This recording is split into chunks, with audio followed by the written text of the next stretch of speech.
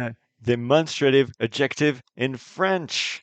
Okay, I'll admit this isn't the sexiest video title in the history of video titles. However, the theory contained in this video could potentially turn your life around. If one day you decided to settle, let's say, in a French-speaking country or in the City of Light in Paris, and then, well, you decide to buy a robot one day because, that's going to happen. It's happening.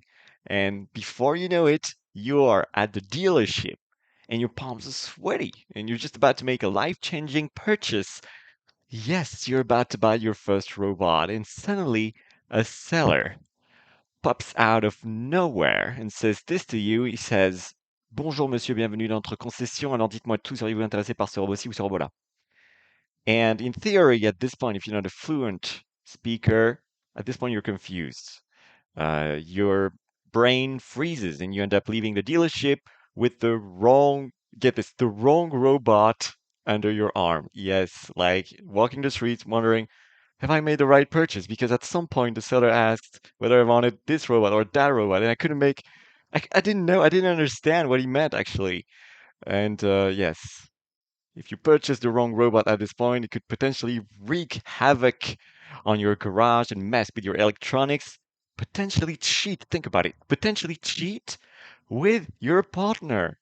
Robots might be able to do a lot of things, and who wants that? However, I'll tell you this today's lesson will prevent that kind of spine chilling scenario from unfolding in the first place. And yes, it's a video about the demonstrative adjective in French. Now, let's get started. In English, we have this, that, these, or those. In French, we have ce, cette, or c'est.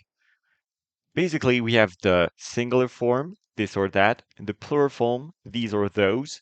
But because French knows two genders, masculine and feminine, we're going to have ce, cette in the masculine form or cette in the feminine form. And that's rule number one, my friend. Demonstrative adjectives agree with the noun they are connected to. So if you have a masculine singular word, it's going to be either ce or cette, and we're going to see what's the difference because there's a difference between the two, and more on that in a jiffy. And then we have cette, feminine singular, or c'est in the case of the plural words. Demonstrative adjectives agree with the noun they are connected to. For example, we all love examples. I do. I know I do. I know that when someone tells me something and then I don't get what he says, well, this is going to trigger light, oh wow, that lights up my brain. I go, oh, that's the moment where he's actually gonna make himself understood. That's the moment he says, for example, masculine singular. Here, this robot becomes ce robot. That catalyst, it's also ce catalyseur. And you notice that in English we say this when we refer to objects being close to us, that when the object is further from us or far from us. In French, here you will probably have noticed that we are talking about the same adjective, demonstrative adjective, more on how to point out things that are close to us or far from us very soon, later in this video. And then we also have another kind of masculine, singular adjective.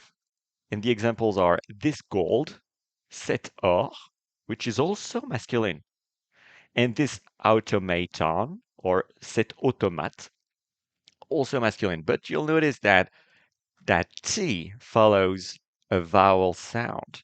So the rule is not that you're going to have CET every time you're going to have a word that begins with a vowel and not with a word that begins with a consonant, because there are exceptions to that. If I write sit then we also have that T. Sneaky T. Well, not really, actually, because that T, well, it follows a word that starts with a vowel. Cet homme or cet or, this man. And there we have two kind of adjectives that um, that precede a word in the masculine singular form. Ce robot, ce catalyseur, cet or, cet homme, cet automate. Watch out for the nouns in French that start with a vowel whenever you come across a masculine singular uh, scenario.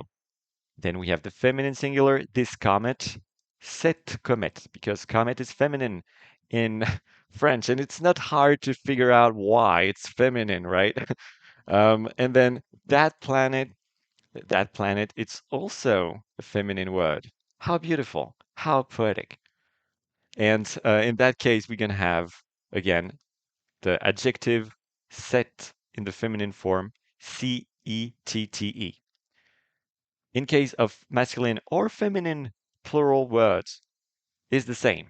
Thank God we have se, okay? It's not much. It's only se. These flying cars. And they're coming, by the way. I see you pre-ordering your flying car somewhere in Abu Dhabi. But in the meantime, we can learn about adjectives like these. These flying cars, ces voitures, feminine, volante, flying, volante. We'll have, of course, a lesson about how to agree adjectives with words very soon. And then those steel giants, ces géants d'acier. Feminine word, plural, masculine word, plural. That was rule number one.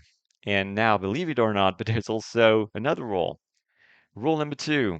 And you could say it's an exception, except in that case, it's really not an exception. And here are the details. To point out that an object is either close or far, you simply add "c", and you'll notice a hyphen, hyphen "c" or hyphen "la" after the word. That's how easy it is. Actually, English is much easier, but it's not that hard. For example, masculine singular, we have should I sell this robot or that robot? And that's the first scenario we encountered at the beginning of this video. If you were following, and I'm sure you were because you're a good student. Otherwise, why would you be there? Devrais-je vendre ce robot-ci ou ce robot-là?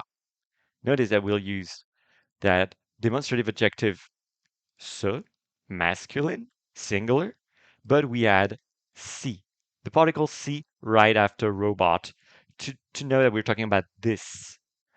However, when we're talking about that, si becomes là.